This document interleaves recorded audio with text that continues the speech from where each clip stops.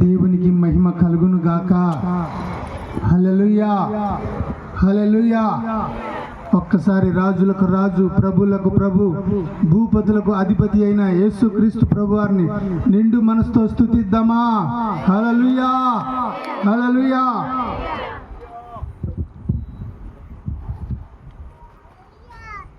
నన్ను ప్రేమతో ఆహ్వానించిన దైవజనులు అబ్రహమయ్య గారికి నా హృదయపూర్వకమైన వందనాలు తెలియజేస్తున్నాను. కూడి ఉన్న దైవజనులందరికీ కూడా నా హృదయపూర్వకమైన వందనాలు. మీ అందరికీ కూడా నా హృదయపూర్వకమైన వందనాలు తెలియజేస్తున్నాను. ఒక చిన్న ప్రార్థన చేసుకుందాం.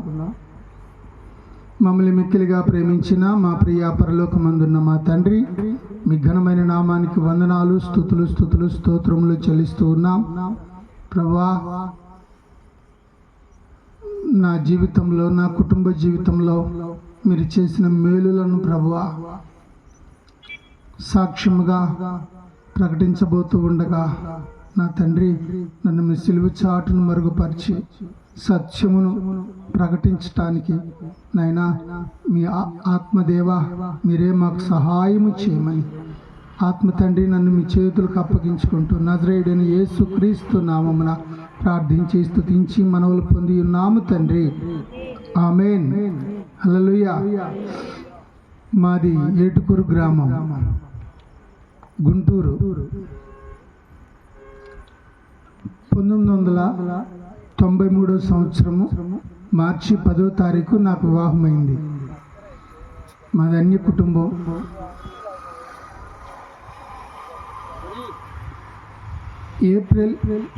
మార్చి 10వ తారీఖు వివాహమైంది. 1995 సంవత్సరము ఏప్రిల్ 25న నాకు బాబు పుట్టాడు. నేను విగ్రహాలను పూజించేవాళ్ళం.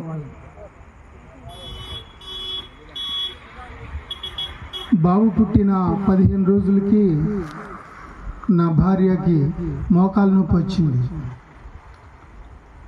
మోకాలు నొప్పి వస్తే డాక్టర్ దగ్గరికి తీసుకెళ్ళాం. డాక్టర్ దగ్గరికి తీసుకెళ్తే డాక్టర్ అన్నాడు, టెస్ట్ చేసి మోకాలికి బోన్స్ టీబీ వచ్చింది, ఆపరేషన్ చేయాలి. అంతేకాదు పుట్టిన బిడ్డకి తల్లిపాలు ఇవ్వకూడదు. తల్లిపాలు కనుక ఇస్తే ఆ బిడ్డకు కూడా బోన్స్ టీబీ వస్తుంది, కాబట్టి ఆపరేషన్కి సిద్ధపడండి అని డాక్టర్ చెప్పాడు. సరేనని నేనైతే రెక్కాడితే కానీ డొక్కాడినటువంటి కుటుంబం నాది, నిరుపేదను. ఆ దినాల్లో నేను చేసే పని స్టీల్ కొట్లో ముఠా పని చేసేవాడిని, స్టీల్ మూటలు మోసేవాడిని.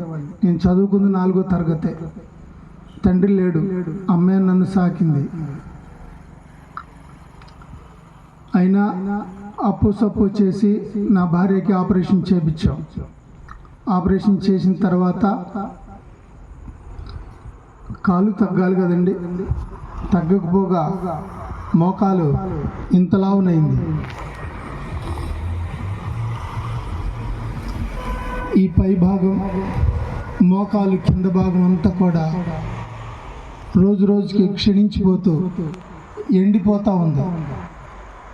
ఇద్దరు పట్టుకుంటే నడుచుద్ది, లేకపోతే ఒకళ్ళు పక్కన ఉండాలి, ఇంకొకళ్ళు పక్కన కర్ర ఉండాలి. అలా ఉంటే నా అడుగేయగలదు. డాక్టర్ల దగ్గర చూపించినా ఏమీ ప్రయోజనం లేకుండా పోయింది. నాకు ఇష్ట దైవం నేను వెంకటేశ్వర స్వామిని పూజిస్తాను, మా అమ్మోళ్ళు శివుడిని పూజిస్తారు. నేనైతే ఉదయాన్నే 4 గంటలకు లేచి బావి కాడికి వెళ్ళి స్నానం చేసి దేవుని మందిరానికి వెళ్ళేవాడిని. పూజలు చేసి వచ్చేవాళ్ళం. ఎంత పూజలు చేసినా, ఎంత ప్రార్థన చేసినా మాకు ఎలాంటి మేలు సహాయము దొరకలేదు.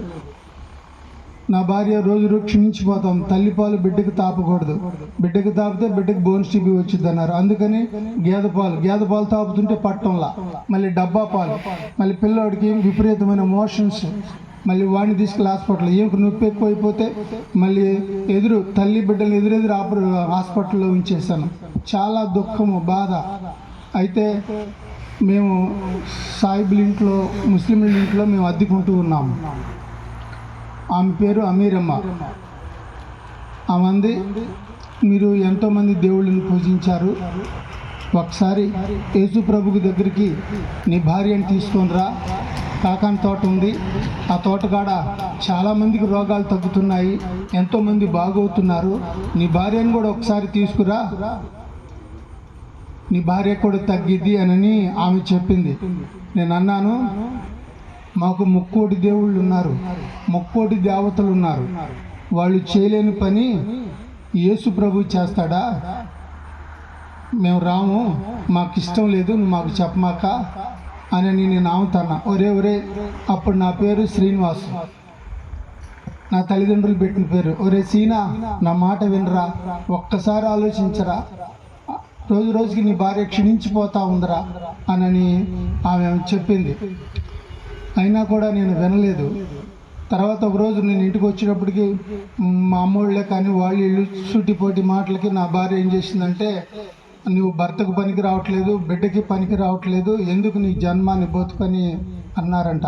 ఆమె ఏం చేసిందంటే కిరసనాల డబ్బా తీసుకొని తల మీద పోసుకొని నిప్పు వెలిగించుకుపోయే సమయానికి నేను వెళ్ళి లాగేసి పిచ్చి పిచ్చి పనులు చేయమాక, దేవుడు అనేవాడు ఉన్నాడు, తప్పక నిన్ను బాగు చేస్తాడు, నా జీవితాంతం నేను నీకు నమ్మకంగా ఉంటా, ఎవరో అంటే వాళ్ళ మాటలు పట్టించుకోమాక, నీకేం కాదు, నువ్వు ధైర్యంగా ఉండు అని నా భార్యకి నేను చెప్పాను. ఇంకో రోజు ఎవరో అన్నారని మళ్ళీ ఏకిలి ముందు తినపోయింది. అదే సమయానికి నేను వెళ్ళా, ఆమెను గద్దిచ్చాను. ఇంకా రోజు రోజుకి బాధ ఎక్కువైపోతూ ఉంది ఆమెకి. అయితే మరలా ఆమె అడిగింది, నా మాట వినరా, ఒక్కసారి కాకాని తోటకి తీసుకురారా. నేనేమో రెక్కాడి దగ్గర డొక్కాళ్ళలోని స్టీల్ కొట్లో ముఠా పని చేసి ఆ డబ్బులు తెచ్చి మందులకి పిల్లోడి పాలకి సరిపాక అప్పులు చేస్తూ విలవిల్లాడిపోతా ఉన్నా. ఏమో రోజు రోజుకి క్షీణించిపోతా ఉంది, బిడ్డ కూడా బాగా బలహీనం అయిపోతున్నాడు. సరేనని ఏం చెప్పింది కదా అని నా భార్యని ఏం చేశానంటే, ఎంతోమంది దేవుళ్ళని పూజించాను, ఎవరు నాకు సహాయం చేయలేదు, సరే యేసు ప్రభు దేవుడు అంటున్నారు కదా, ఒకసారి వెళ్ళి చూద్దామని చెప్పి నా భార్యని సైకిల్ మీద కూర్చోబెట్టుకుని రోడ్డు మీద తీసుకొచ్చి సైకిల్ పక్కన పెట్టి బస్సు ఎక్కి అక్కడి నుంచి బస్ స్టాండ్లో దిగి అక్కడి నుంచి మళ్ళీ కాకాని తోటకు బస్సు ఎక్కి తోటకాడ దిగి నా భార్యని ఇలా చేతుల మీద తీసుకొని తోటలోకి వెళ్తా ఉన్నాను దుఃఖంతో, బాధతో. అక్కడ దైవజనులు వాక్యం చెప్తూ ఒక మాట అన్నారు, నా యొద్దకు వచ్చి వారిని నేను ఎంత మాత్రమునో త్రోసివేయను అని. ఎందుకో ఆ మాట ఆ హృదయంలో దూసుకెళ్ళిపోయింది. నా భార్యని ఇలా చేతుల్లో తీసుకొని వెళ్తా ఉన్నా. భార్యను తీసుకొని వెళ్ళి ఆ కాకాని తోటలో పడుకోబెట్టి మోకరించి, యేసు ప్రభువా, నేను ఎంతోమంది దేవుళ్ళని పూజించాను, ఎవరు సహాయం చేయలేదు, నువ్వు దేవుడు అంటున్నారు ప్రభువా, నా భార్యను బాగు చేయి, బోధిస్తే నాకు చిన్న బిడ్డ అయ్యా, నా భార్యను బాగు చేస్తే నా జీవితాంతో నేను నీకు సాక్షిగా ఉంటానయ్యా, నేను పాపాత్ముడనయ్యా, క్షమించయ్యా, నా భార్యను బాగు చే ప్రభువా అని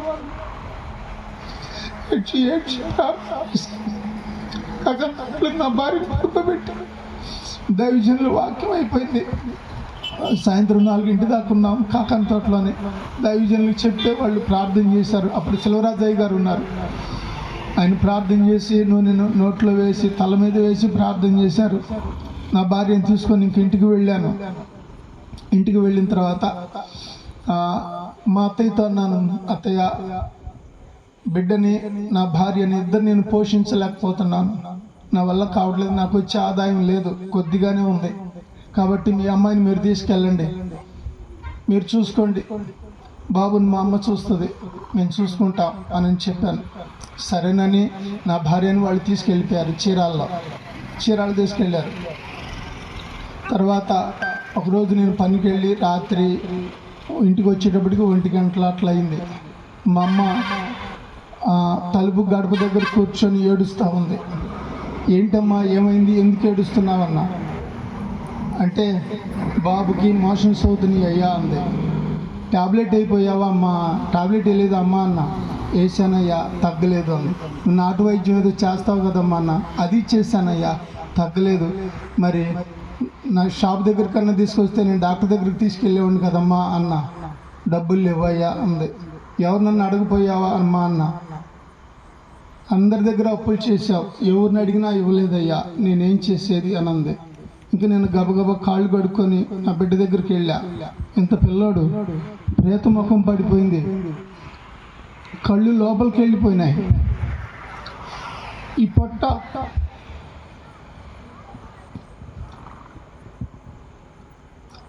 ఎముకలు కంటుకుపోయింది, గుండె బాగా స్పీడ్గా కొట్టుకుంటుంది, తేలగళ్ళు వేసాడు ఇట్లాగా, తాపిన పాలు తాపినట్లుగా మోషన్స్ అయిపోతూ ఉన్నాయి. మా అమ్మకి ఏం చేయాలో అర్థం కావట్లా. ఆ పిల్లని చూసి మా అమ్మ దగ్గరికి వచ్చి, ఇట్లా చేసావు, వాడు తేలగళ్ళు వేసాడమ్మా, ప్రేత ముఖం పడిపోయిందమ్మా, చనిపోతాడేమోనమ్మా మా బిడ్డ, ఎందుకు ఇట్లా చేసావమ్మా అని నేను మా అమ్మని అన్నా. మా అమ్మ అంది, అయ్యా మనం ఎంతోమంది దేవుళ్ళని దేవతలను పూజించాం, ఏ దేవుడు ఏ దేవత మనల్ని కరుణించలేదు. యేసు ప్రభు దేవుడని తోటకాడికి వెళ్ళి వచ్చావు కదా, ఆ యేసు ప్రభుకు ప్రార్థించి, యేసు ప్రభు దేవుడైతే, ఆయన ప్రార్థన ఆలకించేవాడైతే నీ బిడ్డను బాగు చేస్తాడు. యేసు ప్రభు దేవుడు కాకపోతే ఇక లోకంలో దేవుడు అనేవాడు లేడని మనం ఎవ్వరికి రెండు చేతులు ఎత్తి నమస్కారం చేసే పని ఉండదు. అయ్యా వెళ్ళి ప్రార్థన చేయిపో అంది. ఎందుకంటే ఆ సమయము 95వ సంవత్సరం, ఇప్పుడున్నట్లుగా ఆటోలు కన్వీనియంట్ లేదు. నాకు ఆ రోజు వచ్చిన సంపాదన 80 రూపాయలు, అవే ఉన్నాయి నా దగ్గర. ఇక నేను స్నానం చేసి వచ్చి మా అత్తయ్య ఆ ఫోటో తీసుకొచ్చి గోడకు తగిలిచ్చింది, యేసు ప్రభు ఫోటో. ఆ ఫోటో ముందు నుంచొని, యేసు ప్రభువా నా ఎద్దుకు వచ్చి వారిని ఎంత మాత్రం త్రోసివేయనున్నావు, నా బిడ్డ చావు బతుకులో ఉన్నాడు, నా బిడ్డను బాగు చేయి, నా బిడ్డను స్వస్థపరచు. ఈ లోకంలో ఎంతో మందిని పూజించాను, ఆరాధించాను, ఎవరు నాకు సహాయం చేయలేదు. నేను రెక్కాడతగాను డొక్కాడి నుండి ప్రభువా, నేను దీనుండి దరిద్రున్నయ్యా, నాకు సహాయం చేసేవాళ్ళు ఎవరు లేరయ్యా, నేను నమ్ముకున్నానయ్యా, నేను నీ దగ్గరకు వచ్చాను ప్రభా, నా ఎద్దుకు వచ్చి వారిని మాత్రం త్రోసివేయనన్నావు కదా, నా బిడ్డను బాగు చేయి, నా బిడ్డను స్వస్థపరచు, నా బిడ్డను కనుక నువ్వు బాగు చేస్తే నా జీవితాంతో నేను నీకు సాక్షిగా ఉంటాను ప్రభా అని ఏడ్చి ఏడ్చి ఏడ్చి 30 గంటల సేపు దాకా ఏడ్చి ప్రార్థన చేశాను. ప్రార్థన చేసిన తర్వాత పిల్లడి దగ్గరకు వచ్చి, అమ్మమ్మ పాలు తాపిస్తుంటే తాపినట్టు మోషన్స్ అయిపోతున్నాయని సగ్గుబియ్యం పందారేసి కాసిన, అది నోట్లో పెట్టి పిల్లడు తీసి ఉయ్యాల పడుకోబెట్టి ఆ ఉయ్యాల కింద కూర్చొని ఉయ్యాలు ఊపుతూ ఒక కునికి లాగేస్తా, ఉయ్యాలు ఊపుతూ కునుకేస్తా, మళ్ళీ పిల్లోడు ఎట్లా ఉన్నాడా అని పిల్లోడిని చూసుకుంటా. ఆ రాత్రి 3 దాకా అలాగే జరిగింది నాకు. 3 తర్వాత మా అమ్మ పెద్ద కేకేసింది, అయ్యా అని. అమ్మా ఏమైందమ్మా ఏమైందమ్మా, నా బిడ్డకి ఏమైంది అని అన్నాను. అంటే భయపడమాక, నీ బిడ్డకి ఏం కాలేదయ్యా, నా కల్లో ఎవరో ఒక ఆయన ఒకటే వస్త్రం వేసుకున్నాడయ్యా, ఆ వస్త్రం దగ్గర మెరిసిపోతుంది అయ్యా,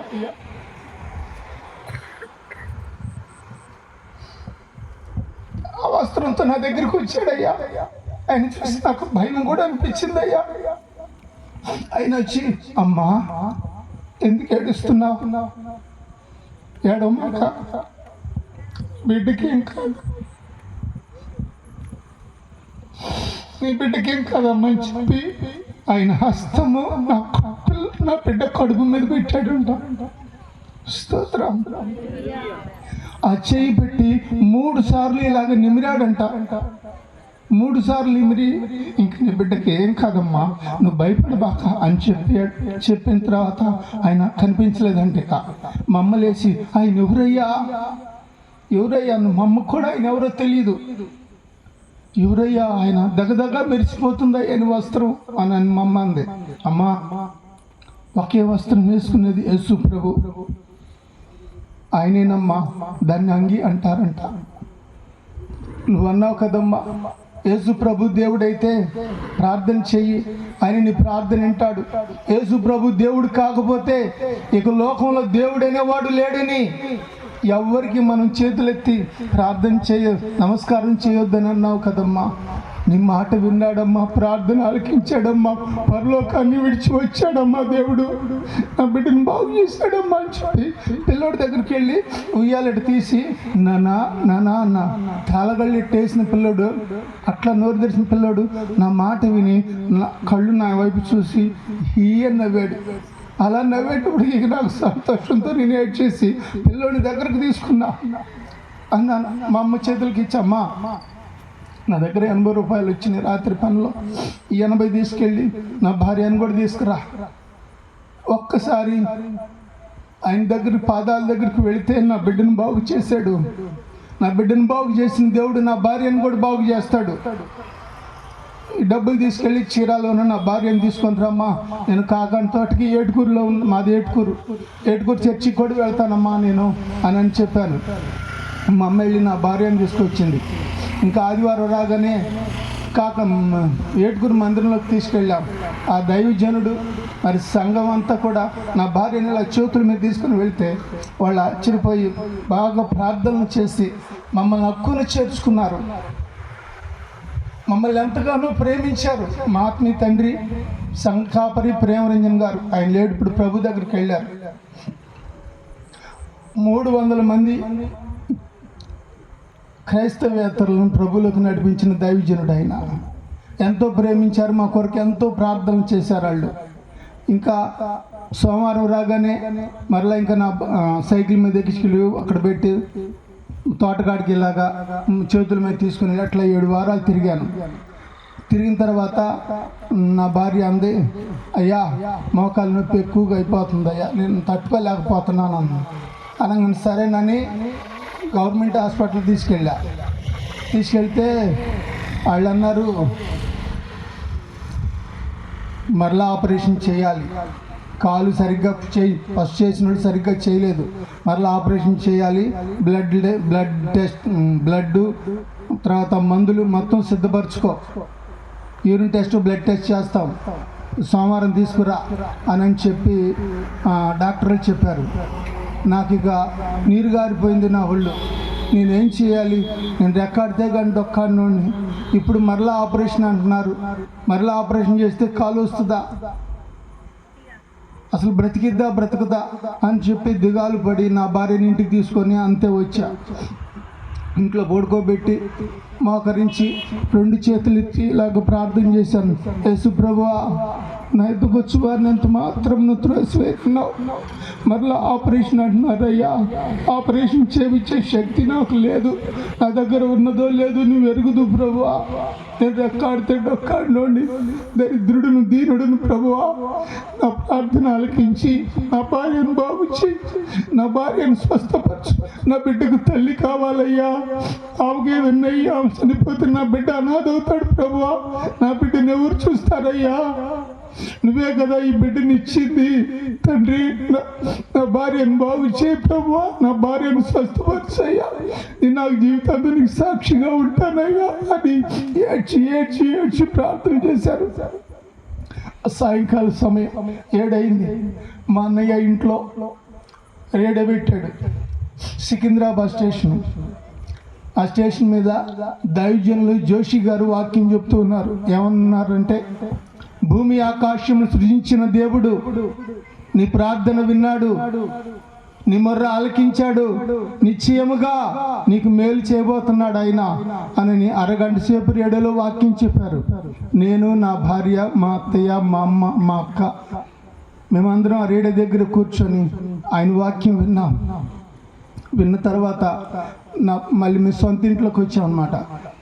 పాస్కని నా భార్య దూక్కుంటా నడవలేదు కదండి, ఇద్దరు పట్టుకుంటే నడిచిద్ది, తోలు కప్పుకుంది ఎముక్కి అంతే, లేదంటే ఒకళ్ళు పక్కన ఉండాలి, ఇంకో పక్క కర్ర ఉండాలి, ఏమి లేకుండా దూక్కుంటూ బయటికి వెళ్ళింది.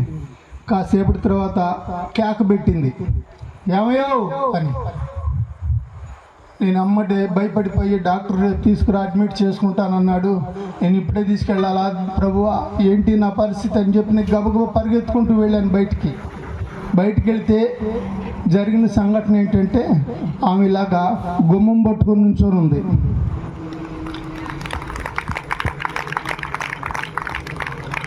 ఏంటి ఏమైంది అన్న? నాకు కాలు నొప్పి లేదు అంది. ఇప్పుడే కదా బయటకు వస్తా ఏసయ్యా ఏసయ్యా అంటావు, నొప్పి లేదంటావు ఏంటి అన్న? నిజమయ్యా, నా కాలు నొప్పి లేదు అంది.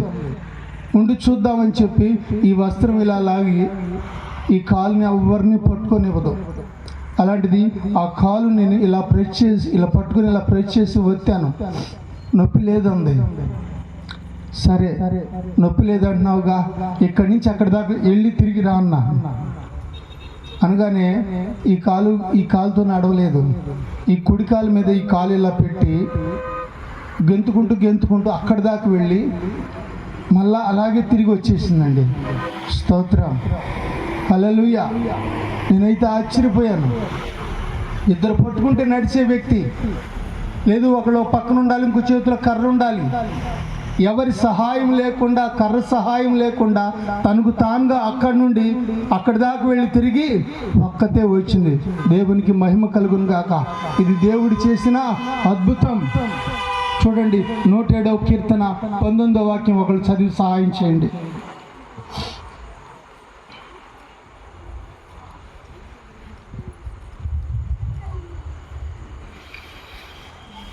నూట 7వ కీర్తన 107వ అధ్యాయము కీర్తన గ్రంథము 19వ వచనం.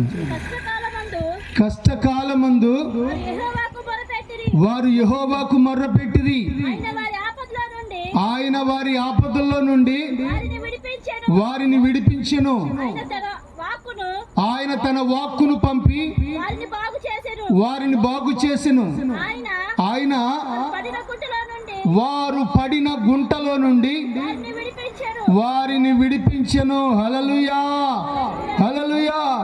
డాక్టర్ చెప్పాడు, రేపు తీసుకురా, అడ్మిట్ చేసుకుంటాం, బ్లడ్ టెస్ట్ యూరిన్ టెస్ట్ చేస్తాం, డబ్బులు రెడీ చేసుకో అన్నాడు. నాకేం చేయాలో అర్థం కాలేదు. ఇంట్లో పొడికేసి మోకరించి ప్రార్థన చేశాను. నా ప్రార్థన దేవుడు ఆలకించాడు. ఆయనకు ఒక పేరు ఉందండి, ప్రార్థన ఆలకించువాడు అని. చప్పట్లు కొడతారా? స్తోత్రం, హల్లెలూయా. ఈ దీనుడు మొర్ర పెట్టగా యెహోవా ఆలకించెను. దీనులు మొర్ర ఆలకించే దేవుడు. పెంట కుప్పల మీద నుండి దీనులను దరిద్రులను పైకి లేవనెత్తే దేవుడు యేసు ప్రభు. విరిగి నలిగిన హృదయాన్ని అలక్ష్యం చేయడు. ఆయన మీద ఆనుకుంటే, ఆయన మీద ఆధారపడితే, ఆయన కృప కొరకు ఎదురు చూస్తే నిశ్చయంగా పరలోకాన్ని విడిచి వచ్చేసే దేవుడు ఆయన. స్తోత్రం, హల్లెలూయా. కన్నీటిని దాటిపోని దేవుడు. ఈ దరిద్రుని దాటిపోలేదు, ఈ దీనుడి ప్రార్థన దాటిపోలేదు. నా బిడ్డను బాగు చేసిన దేవుడు నా భార్యను కూడా బాగు చేశాడు. హల్లెలూయా. ఏ వైపు నాకు సహాయం లేదు, ఆయనే నాకు సహాయమై, ఆయనే నాకు దిక్కై, ఆయనే నాకు ఆధారమై నా భార్యను బాగు చేశాడు. ఎందుకంటే రేడియోలో వాక్యము ద్వారా వినుట వలన విశ్వాసం కలుగును. క్రీస్తును కూర్చిన మాట వినుట వలన విశ్వాసం కలుగును. విశ్వాసంతో విన్నాం. నా భార్య బయటికి వెళ్ళింది, ఆయన వాక్కు విన్నాం కాబట్టి ఆయన వాక్కు వచ్చి ఏం చేసింది? నా భార్యని స్వస్థపరిచింది. దేవునికి మహిమ కలుగును గాక. హల్లెలూయా. రోమాపత్రికలో ఉంటుంది, నమ్మితిని గనుక విశ్వసించితిని అని. మేము నమ్మాము, విశ్వసించాము. నా భార్యని దేవుడు బాగు చేశాడు. ఈ దీనిని పెంట కుప్పల మీద నుండి, దరిద్రతలో నుండి పైకి లేవనెత్తాడండి. నా బిడ్డను బాగు చేసిన దేవుడు నా భార్యను కూడా బాగు చేశాడు. నా కుటుంబాన్ని కట్టాడు. హల్లెలూయా, హల్లెలూయా. ఇలాంటి దేవుడు ఇంకెక్కడన్నా కనబడతాడా?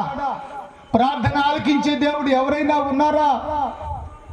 ఒకవేళ నువ్వు ఏ స్థితిలో, ఏ పరిస్థితుల్లో నువ్వు ఉన్నా కూడా నువ్వు ఆయన మీద ఆధారపడితే, కన్నీరు విడిచి ఆయన్ని హత్తుకుంటే, ఆయన మీద ఆనుకొని నువ్వు ప్రార్థించగలిగితే కలిగితే దేవుడు నిశ్చయంగా నిన్ను బాగు చేస్తాడు. నా బిడ్డను బాగు చేసిన దేవుడు, నా భార్యను బాగు చేసిన దేవుడు నిన్ను కూడా బాగు చేస్తాడండి. హల్లెలూయా. అంతేకాదు మా పాపాల కోసం ఈ లోకానికి వచ్చాడు, కల్వరిలో రక్తం కార్చాడు, మా కొరకు మరణించాడు, మా కొరకు మృత్యుంజయుడే తిరిగి లేచాడు. హల్లెలూయా. రేపు పునరుద్ధానుడైన దేవుడు మధ్యాకాశానికి పెండ్లి కుమారుడుగా మా కోసమే రాబోతున్నాడు, మనందరి కోసం రాబోతున్నాడు. హల్లెలూయా, హల్లెలూయా. ఆ దేవుడిని మేము సొంత రక్షకుడిగా అంగీకరించాం. నేను నా భార్య నమ్మి బాప్తిసం పొందాం. మేము నమ్మిన తర్వాత మా అమ్మ రక్షించబడింది, మా అన్నయ్య రక్షించబడ్డాడు, మా అక్క రక్షించబడింది, మా కుటుంబం అంతా రక్షించబడింది. అంతేకాదండి, ఇందాక నా చిన్న కుమారుడు చిన్న బిడ్డ, దేవుడు స్వస్థపరిచిన బిడ్డ, ఆ బిడ్డ కోసం ఎంతో కన్నీళ్ళు విడిచి ప్రార్థిస్తే ఆ బిడ్డకు వచ్చిన భార్య అలాంటి అమ్మాయి తెలుసా అండి? దేవుడు దైవజనుడు కుమార్తెను నా బిడ్డకు భార్యగా ఇచ్చాడు. హల్లెలూయా. నేను ఆటో తోలి కష్టపడి నా బిడ్డల్ని డిగ్రీల వరకే చదివించాను. కానీ నా బిడ్డకు వచ్చిన భార్య ఎలాంటి అమ్మాయి తెలుసా అండి? ఎంటెక్ చేసింది. ఎంతగా దీవించాడు నా కుటుంబాన్ని దేవుడు. నమ్మదగిన దేవుడు, విడువని ఎడబాయిన దేవుడు అండి.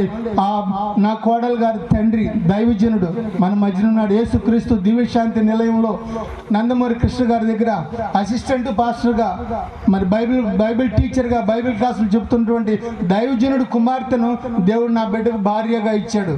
అయితే మేము లోకపరంగా చూస్తే మరి వాళ్ళకి తగిన వారం కాదు, కానీ నా ప్రభువే సంబంధాన్ని కుదిర్చి నా బిడ్డకు భార్యగా ఇచ్చాడు. ఎంత కృప కలిగిన దేవుడు. ఆయన్ని ప్రేమించేవారిని, ఆయన్ని హత్తుకునేవారిని విడవనటువంటి దేవుడు అండి. ఆ దేవుడిని విడిచిపెట్టకండి. దేవుడి కొద్ది మాటలను దీవించును గాక. ఆమేన్.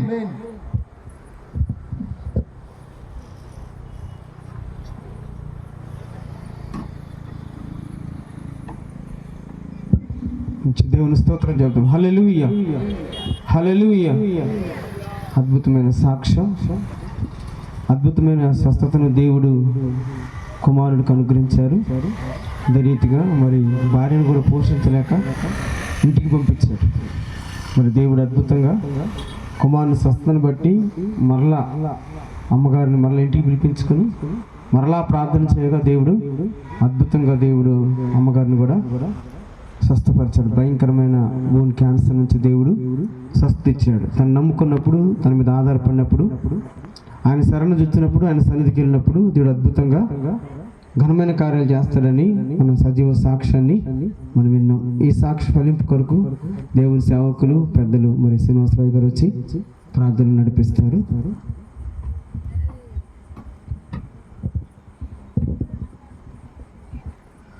Praise the lord. దేవుని నామానికి మహిమ కలుగును గాక.